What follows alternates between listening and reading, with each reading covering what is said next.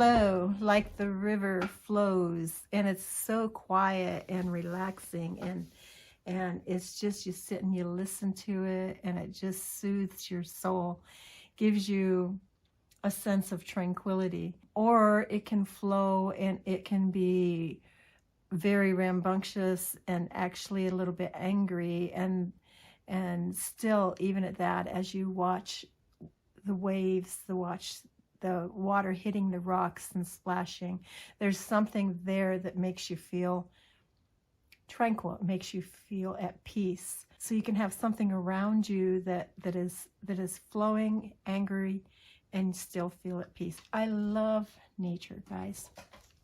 Anyhow, my page, this is Bev from Art by Bedell. I have a Junk Journal January page for you on this 16th day of January, and our prompt is flow. I've chosen this page as it's a centerfold page in my second signature, and it just flows already because it's a ledger page, and you've got the writing here, and then it just flows on down through here. So it just kind of like a stream, it just flows. So what I want to do is I want to first ink up around the edges of these papers here, these pages.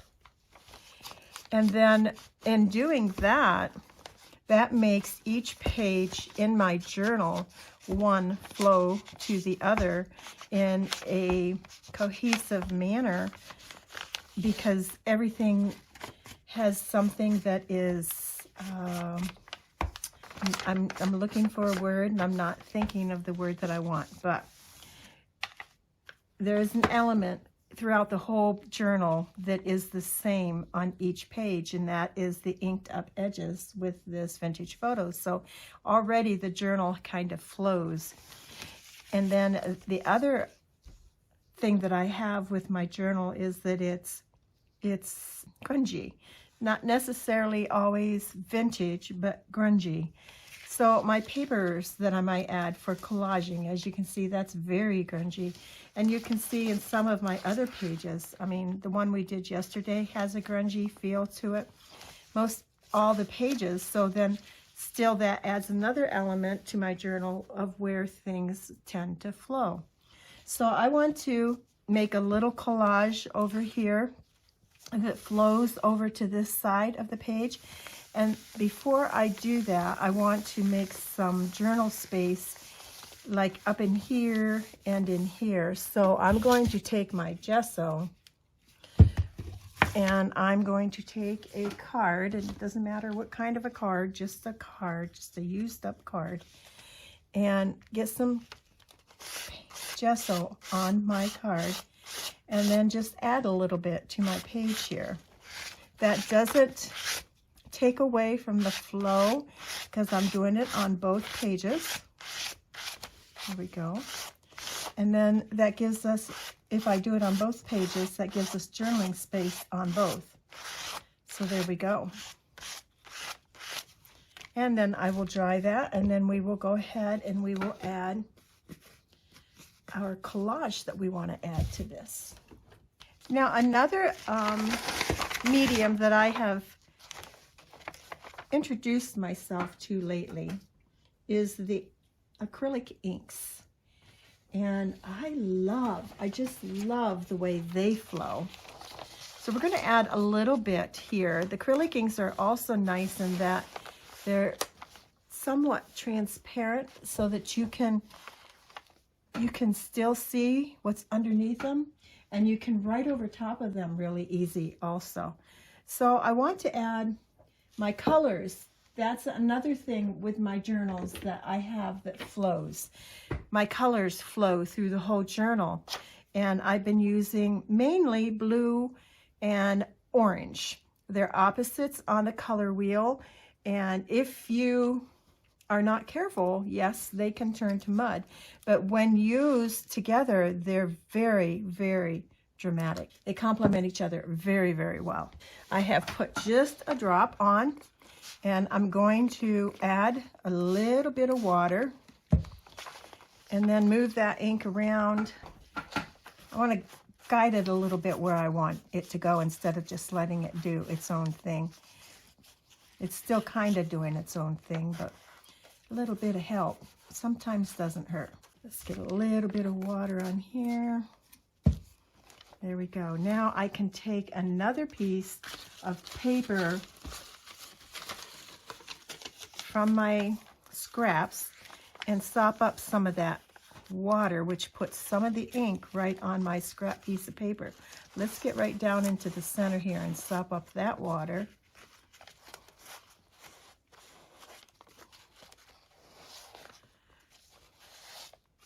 Then we have a piece of collage paper here already with the blue ink on it. So we'll set that aside to dry. And I also want to clean my brush. And then I'm going to dry my ink. Yes, before I would add my orange, generally, you would want to dry your ink. Now, if you're careful, you can add a little bit here and there and then watch where it goes, but it could mud up for you. So all right, now we will take some of our collage papers over to this side, and I decided to hold off on adding the orange until I see what my collage papers look like in the end. That will help me decide if I want orange or not. And we're just going to glue these down with some tacky glue. I love the ledger papers when they have the numbers on the side. And here's what I've chosen. Let's kind of get them out here so we can see just what we might want to do with them. Just some scraps. There's a piece of dictionary, and let me see. I want a piece of this brown packaging. I like this piece over here in the corner to bring this all over. And since I have some, let's take these off so I can see what I'm doing. Some print here, I'm going to have print over here. So I want these over here like this. This can go like this. And I have a focal point picked out also. So let's get a little orange added to this side. And that might be all I want to put over here on this side. Now our focal point is this.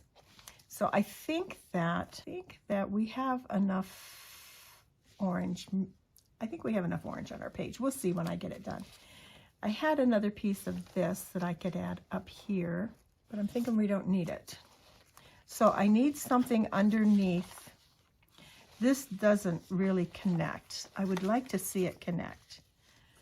So maybe we'll put that there, and that there, and just get that all to connect here like that. Can also make it connect with a little bit of this. And so it kind of just flows over to the other side. I'm going to glue them down. I'm happy with the way that looks. All right, I'm liking the way this goes along. This is some woven textured ribbon from Dollar Tree. I'm liking that underneath this fern print here. So I want to add that there. And I do need to ink up around the edge before I forget it of my little fern. Not so sure he stands out well enough. There, I thought that just this on top of the page and then the fern, I thought that it just got lost. So I'm taking a piece of paper and then laying this all on top, and I think it makes it pop a little bit more. I think that's better. So we want to do that. And I also have not added any stitching in a while, and that's one of the things that if I begin it in the journal, then I should carry it through so that we again have another flow going on. Okay, before I do the stitching, I'm going to put this aside. That's my focal point. I need to just get some more gesso on these pages here to help these pieces of collage that I have blend in together a little bit better. And I can do that with my finger, my gesso, and just use some of the paint that's on the lid and just add it like to the edges of your paper. And that helps it all to flow in a little bit better. at least gives you the appearance, it puts the idea in your head that this all belongs together. We're just trying to get rid of some of those harsh edges.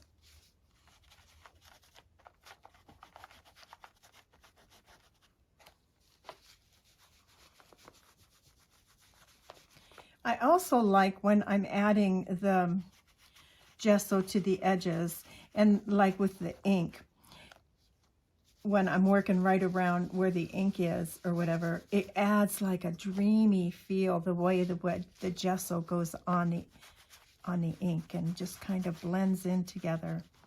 It just, yeah, I like that. I like to play around and get messy.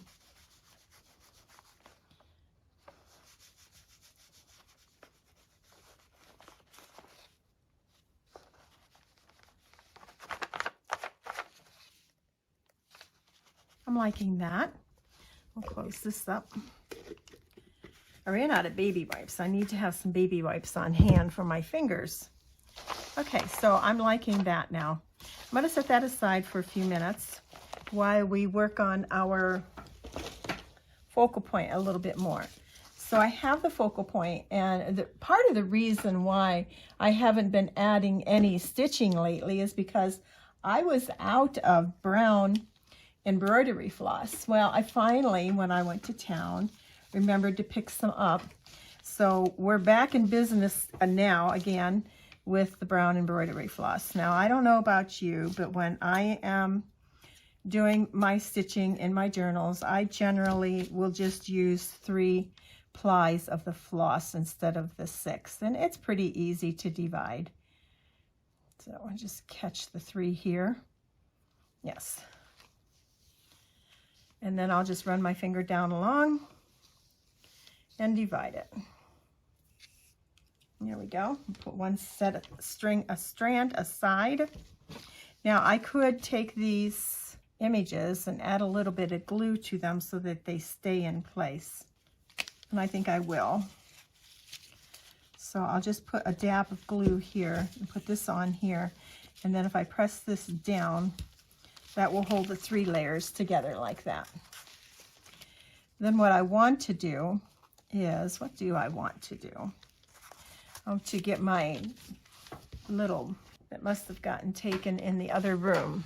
I have a cushion, a little foamy type thing that I'll poke my holes with because it's easier to stitch. Let's see. Let's just do some straight stitching across and up.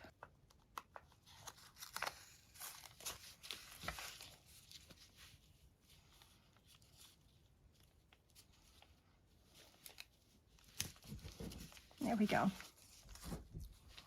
It shouldn't come out now. And we'll just go across here with some stitches. I think about making them the same size. I think about it. It doesn't always get done, but these are some pretty big stitches. I like to stitch. Embroidery used to be one of my favorite hobbies.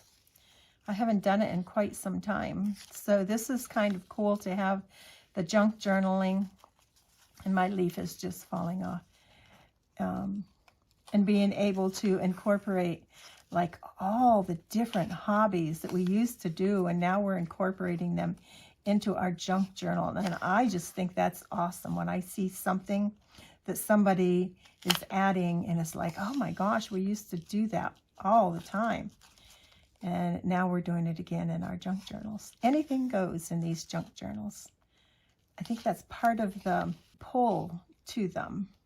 I don't know if I want to go 2 sides or if I want to go 4 sides. I think I'll just do the 2. I can take another little piece of tape and just tape this down and then cut my thread.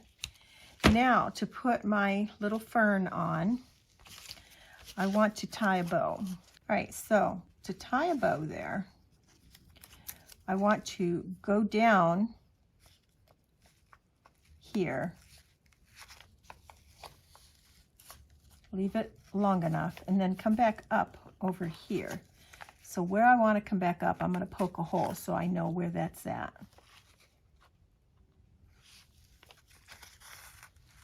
And then I will have enough thread here that I can tie a bow.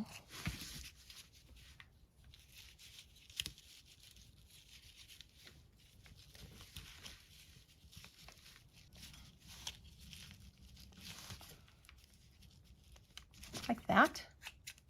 That's cute. And put a little tape on the back so that doesn't come apart. And then on the top, I'll just have to add some glue. Make that stick down. So there's our focal point.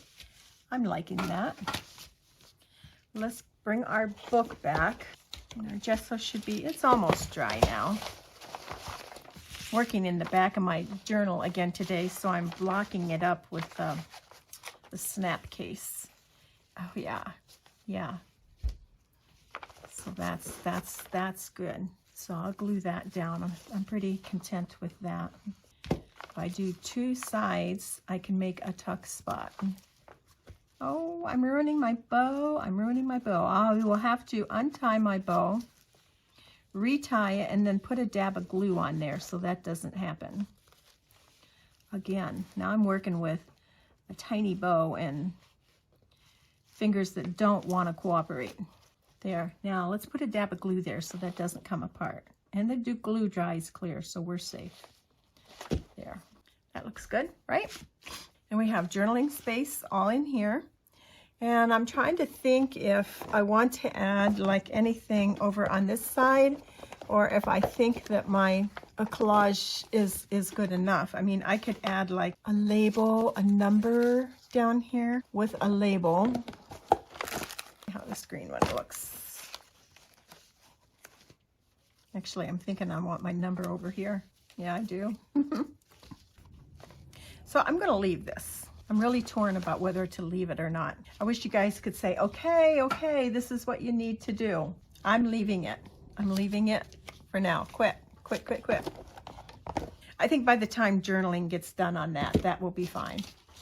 So we'll take these out so we can actually see our page. And there we have flow. And this whole page just all flows together, beginning with the ledger paper that we started with. So I hope you enjoyed my process video for flow. You have a wonderful day and we'll see you again soon. Bye now.